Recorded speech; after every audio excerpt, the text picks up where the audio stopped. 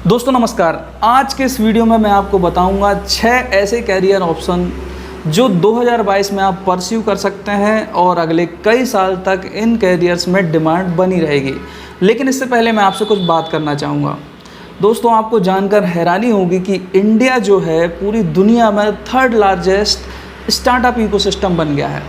इसका मतलब क्या होता है? इसका मतलब ये है कि अगर हम पूरी दुनिया की लिस्ट बनाएं कि किस देश में सबसे ज़्यादा नए बिजनेसेस बनते हैं तो उसमें इंडिया 3rd रैंक पर है। ईयर 2017 में जब गवर्नमेंट ऑफ इंडिया ने सर्वे किया कि हमारे देश में ऐसे कितने स्टार्टअप्स हैं, तो ये जो आंकड़ा था ये लगभग 700 से 750 के बीच था। लेकिन 2021 और 2022 में यह आंकड़ा लगभग 15,000 को क्रॉस कर चुका है। इसका मतलब ये है कि आईटी और कंप्यूटर साइंस से ग्रेजुएशन कंप्लीट करने वाले लोगों में 30% लोग ऐसे ही किसी न किसी स्टार्टअप में काम कर रहे हैं।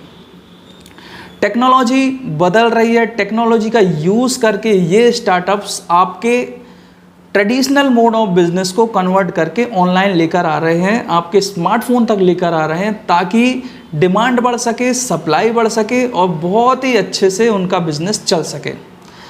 अब ये बहुत ही अच्छी चीज़ है, लेकिन इसमें अगर आप जॉब करना चाहते हैं तो आपको कुछ नई स्किल सीखनी होगी, नई चीज़ें सीखनी होंगी। जो आपने अपने स्कूल लाइफ में पढ़ा है, जो आपने अपने कॉलेजेस में पढ़ा है, हो सकता है कि उन डिग्रीज़ के बल पे, उस एजुकेशन के बल पर आपको इन स्टार्टअप में जॉब ना मिले, क्योंकि ये स्टार्टअप आपको तब तक जॉब नहीं देंगे जब तक वो इंश्योर नहीं कर लेंगे कि जो चीज़ें हमें चाहिए हैं, जो चीज़ें उनको चाहिए हैं वो आपसे आती हैं या नहीं। तो ऐसे में आपको क्या करना चाहिए? मैं आपके लिए लेकर आया हूँ 6 ऐसे कैरियर ऑप्शंस जो लगभग सभी स्टार्टअप्स में काम में आते हैं और आप किसी भी क्षेत्र में जाकर आप अच्छी जॉब कर सकते हैं। दोस्तों दूसरी इंपॉर्टेंट चीज़ मैं आपसे कहना चाहता हूँ, कहीं भी जॉब करने से पहले आपको अपनी स्किल्स के बारे में पहचानना होगा। आपको कौन से काम अभी अच्छे से आते हैं, इंटरनेट से जुड़े हुए कौन से काम अच्छे आते हैं, टेक्नोलॉजी को आप कितना अच्छा समझ पाते हैं, कंप्यूटर में आपकी कितनी पकड़ है, उन चीज़ों को आपको पहचानना पड़ेगा। अगर आपके पास बेसिक कंप्यूटर का नॉलेज नहीं है तो आपको वो सीखना पड़ेगा। अगर आपकी कम्युनिकेशन स्किल कमज़ोर है, आप बात नहीं कर सकते हैं लोगों से, लोगों की बात को अच्छे से समझ नहीं पाते हैं, तो पहले इस चीज़ को आपको सीखना होगा। आप YouTube की मदद से ये चीज़ें बहुत ही आसानी से सीख सकते हैं। सबसे पहला कैरियर ऑप्शन है डेटा साइंस। डेटा साइंस क्या होता है, इस चीज़ को थोड़ा सा समझते हैं। ये जो नए स्टार्टअप्स हैं इनका सबसे मेन काम क्या होता है, आपके जो ऑफलाइन बिजनेसेस हैं इसको ऑनलाइन लेकर आना। ठीक है, अब इस चीज़ में बहुत ज़्यादा कंपटीशन है। बहुत सारी कंपनियां हैं जो ऑफलाइन बिजनेसेस को ऑनलाइन लेकर आती हैं। सबसे पहले अपन बात करते हैं, मान लो ऑनलाइन शॉपिंग की, अमेज़न और फ्लिपकार्ट की अगर हम बात करें तो डेली इन दोनों ऐप्स के माध्यम से हज़ारों लोग, लाखों लोग शॉपिंग करते हैं, अपने प्रोडक्ट्स को सर्च करते हैं और अपने घर तक मंगवा लेते हैं।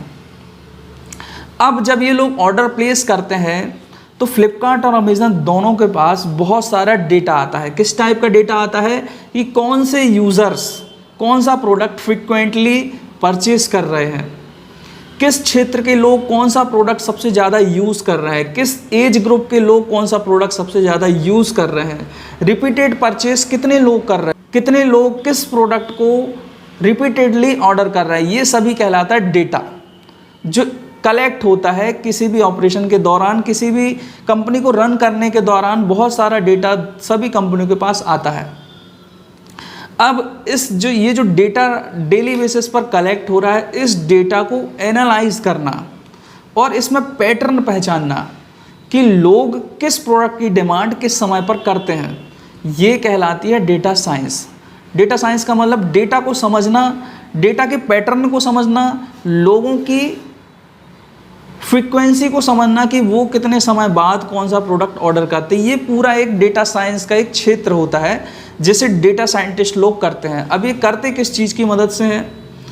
डेटा साइंस में बहुत सारे टूल्स होते हैं। सबसे बेसिक टूल है पाइथन। पाइथन एक कंप्यूटर लैंग्वेज है जिसकी मदद से इस डेटा को एनालाइज किया जाता है, फिल्टर्स लगाकर एनालाइज किया जाता है, और कई सारी मेथड्स होती हैं जिसकी मदद से यह पता किया जाता है कि अगले कुछ समय तक किस प्रोडक्ट की डिमांड आने वाली है और कौन सा ट्रेंड आने वाले समय में बूम करने वाला है, ताकि वो कंपनीज अपने प्रोडक्ट्स को रेडी कर सकें, अपने स्टाफ को रेडी कर सकें और आने वाली सेल्स के चैलेंज को कंप्लीट कर सकें।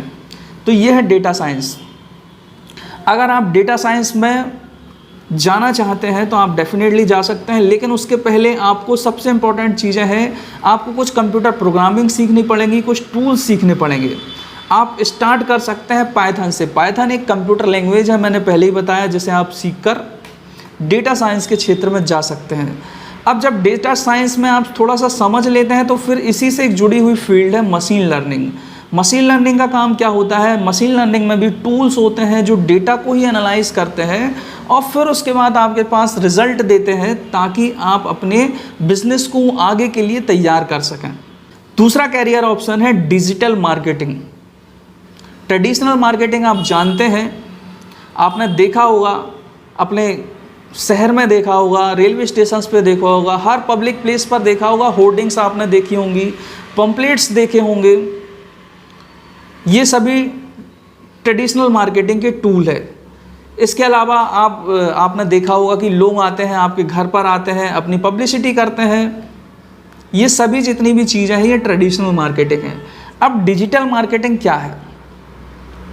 जब आप फेसबुक यूज़ करते हैं, इंस्टाग्राम यूज़ करते हैं, गूगल पर कुछ सर्च करते हैं, तो आपने देखा होगा जो भी चीज़ें आप सर्च कर रहे हैं, जो भी चीज़ की आप जानकारी ले रहे हैं, उसी से संबंधित आपके सामने ऐड दिए जाते हैं। जो भी चीज़ आप रिसर्च कर रहे हैं, जो भी देख रहे हैं, आप यूट्यूब पर वीडियो देख रहे हैं, फेसबुक पर आप चैट कर रहे हैं, या फिर किसी इंपॉर्टेंट विषय पर आप किसी से बात कर रहे हैं, तब उसी बातों से संबंधित, उसी सब्जेक्ट से संबंधित आपके सामने ऐड दिखाए जाते हैं। तो ये जो मार्केटिंग का तरीका है, इसे हम सोशल मीडिया मार्केटिंग कहते हैं। 2022 में और पिछले कुछ सालों से और अगले कई सालों तक डिजिटल मार्केटिंग बूम में रहेगी, क्योंकि यही एक तरीका है जिससे बहुत ही कम लागत में कोई भी स्टार्टअप अपने प्रोडक्ट को आम लोगों तक पहुंचा सकता है, बहुत ही कम कॉस्ट पर, और साथ ही टारगेटेड मार्केटिंग भी कर सकता है। टारगेटेड मार्केटिंग का मतलब ये होता है, वही जो हमने बात करी, डेटा को यूज़ करके पर्टिकुलर उस एज ग्रुप तक अपने विज्ञापन को पहुंचाना जिस एज ग्रुप के लिए वो उनका प्रोडक्ट एप्लीकेबल है। तो ये कहलाती है डिजिटल मार्केटिंग। डिजिटल मार्केटिंग कई सारे प्लेटफॉर्म्स पे होती है, लगभग सभी प्लेटफॉर्म पर होती है सोशल मीडिया के। इंस्टाग्राम पर होती है, फेसबुक पर होती है, गूगल पर होती है। गूगल ने बहुत ही अच्छा एक इकोसिस्टम बनाकर रखा है डिजिटल मार्केटिंग के लिए। गूगल के 2 सॉफ्टवेयर हैं, एडवर्ड, गूगल एडवर्ड और गूगल एडसेंस। इन 2 प्लेटफॉर्म पर अगर आप किसी प्रोडक्ट की डिजिटल मार्केटिंग करना चाहते हैं तो आप एडवर्ड का यूज़ करके अलग अलग साइट्स पर, अलग अलग प्लेटफॉर्म पर, जैसे कि यूट्यूब है, गूगल है, इन सभी पर आप ऐड दे सकते हैं, अपने प्रोडक्ट को एडवर्टीज़ कर सकते हैं। और साथ ही एक सॉफ्टवेयर होता है एडसेंस, जिसकी मदद से अगर आप एक वेबसाइट ओनर हैं, अगर आप कंटेंट क्रिएटर हैं, तो अपने कंटेंट के साथ उन्हीं विज्ञापन को आप शो कर सकते हैं। तो ये एक बहुत अच्छा कैरियर ऑप्शन है। इसमें हमेशा डिमांड बनी रहेगी और समय के साथ ये डिमांड और भी रिफाइन होती जाएगी। जितने ज़्यादा एक्सपर्ट लोग इस फील्ड में एंटर करेंगे, उतना ही कंपटीशन भी बढ़ने लगेगा। लेकिन ये बहुत ही अच्छा कैरियर ऑप्शन है। जितने भी कैरियर ऑप्शन मैं बता रहा हूँ, इनसे संबंधित स्किल्स आप कैसे सीख सकते हैं, इनकी लिंक्स मैं वीडियो के डिस्क्रिप्शन में डाल दूंगा, आप देख सकते हैं। दोस्तों, तीसरा कैरियर ऑप्शन है प्रोडक्ट मैनेजमेंट। प्रोडक्ट मैनेजमेंट का मतलब ये होता है कि जितने भी स्टार्टअप्स हैं, सभी का अपना अपना एक प्रोडक्ट है। उस प्रोडक्ट में, उस एप्लीकेशन में वो किसी ना किसी पर्टिकुलर मार्केट को, किसी ना किसी पर्टिकुलर इंडस्ट्री को ऑनलाइन लेकर आए हैं। तो जब हम उनका एप्लीकेशन यूज़ करते हैं तो उस एप्लीकेशन के different component, for example search bar किस तरीके से काम कर रहा है, उनकी प्रोडक्ट कार्ड किस तरीके से काम कर रही है, उनका डिजिटल जो कैटलॉग बना हुआ है वो किस तरीके से काम कर रहा है, उसमें क्या कमियां हैं, कहाँ पर कस्टमर फेल हो रहा है, कहाँ पर जाकर कस्टमर रुक जाता है, कस्टमर्स को क्या परेशानियां आ रही हैं उनके एप्लीकेशन को यूज़ करने में। इन सभी काम के लिए एक पर्टिकुलर अलग अलग प्रोडक्ट मैनेजर ये सभी स्टार्टअप्स हायर करते हैं। तो अगर आप प्रोडक्ट मैनेजमेंट में जाना चाहते हैं तो भी आपको कुछ स्पेशल स्किल्स की ज़रूरत होगी, कुछ स्पेशल चीज़ें आपको सीखनी पड़ेंगी। सभी चीज़ों की लिंक मैं आपको डिस्क्रिप्शन में दे दूंगा। दोस्तों, चौथा कैरियर ऑप्शन है सॉफ्टवेयर इंजीनियरिंग। जब से भी हमारे इंडिया में सॉफ्टवेयर कल्चर स्टार्ट हुआ है, तभी से ये फील्ड जो है हमेशा से लुब्रिकेटिंग रही है, हमेशा से स्टूडेंट्स को आकर्षित इसने कर रखा है। और आज भी सॉफ्टवेयर इंजीनियरिंग की फील्ड में उतनी ही डिमांड है जितनी तब थी। अब एक सॉफ्टवेयर इंजीनियर करता क्या है? सॉफ्टवेयर इंजीनियर का काम है किसी भी व्यक्ति की प्रॉब्लम को डिजिटली सॉल्व करना। किसी भी स्टार्टअप की, किसी भी दुकानदार की, सिंपल भाषा में बात करें, किसी भी चीज़ को, किसी भी ऑफलाइन चीज़ को, किसी भी प्रॉब्लम को सॉफ्टवेयर्स की मदद से सॉल्व करना सॉफ्टवेयर इंजीनियरिंग कहलाती है। तो अगर आप सॉफ्टवेयर इंजीनियरिंग की फील्ड में जाना चाहते हैं तो आपको सबसे पहली जो सबसे इम्पोर्टेंट चीज़ है वो है आपको कंप्यूटर की प्रोग्रामिंग लैंग्वेजेस सीखनी होंगी। अब बेसिक कंप्यूटर प्रोग्रामिंग लैंग्वेज में आती है सी और C++। ये दो ऐसी प्रोग्रामिंग लैंग्वेजेस हैं जिसमें कंप्यूटर इंजीनियरिंग का या फिर सॉफ्टवेयर इंजीनियर का सबसे बेसिक फंडामेंटल कॉन्सेप्ट्स आपके क्लियर होते हैं। प्रोग्रामिंग लैंग्वेजेस काम कैसे करती हैं, प्रोग्रामिंग लैंग्वेजेस को अलग अलग सॉफ्टवेयर से कैसे लिंक किया जाता है, और प्रोग्रामिंग लैंग्वेज का यूज़ करके, बेसिक लॉजिक्स का यूज़ करके आप कैसे किसी प्रॉब्लम को सॉल्व करते हैं, ये सभी चीज़ें कंप्यूटर प्रोग्रामिंग में आती हैं।